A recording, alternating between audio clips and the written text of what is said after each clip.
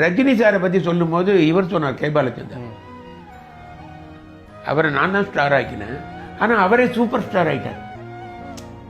உங்களுக்கு புரியுதா? அது மாதிரி அப்பவே விஜய் எப்பவுமே பேச மாட்டார், ஆனா எல்லாம் தெரியும், எல்லா குடும்பமும் உண்டு, எப்பவுமே அதே மாதிரி இருப்பார். ஒரு வாட்டி கே.எஸ். ரவிக்குமார் சாரோட புது வீடு, அங்க நின்று அவர் பேசிட்டு இருக்காரு, இங்க நான் இருக்கேன். இப்போ கொஞ்ச நாளைக்கு முன்னாடி அவரை பார்த்தேன். ஒருத்தர் பார்த்தா ஹலோ அப்படிம்போம்ல, ஹலோ அப்படின்றதெல்லாம் விட்டு செலுத்துவேன் அப்படிம்போம்ல, இப்படின்னு ஒன்று வானு கூப்பிட்டேன், அங்கே கிட்ட வந்துட்டாருங்க கிட்ட. How nice is he? இல்ல நீங்க வர சொன்னீங்களேன்றார். அப்ப ஒரு இளைய தளபதி இந்த புலி படம் போது நான் அந்த ஷூட்டிங் போயிருந்தேன்.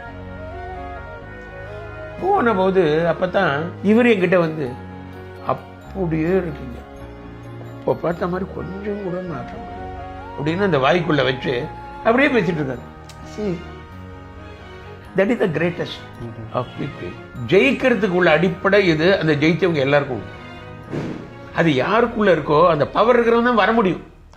வந்தவன் எல்லாம் அப்படிதான் இருப்பான்.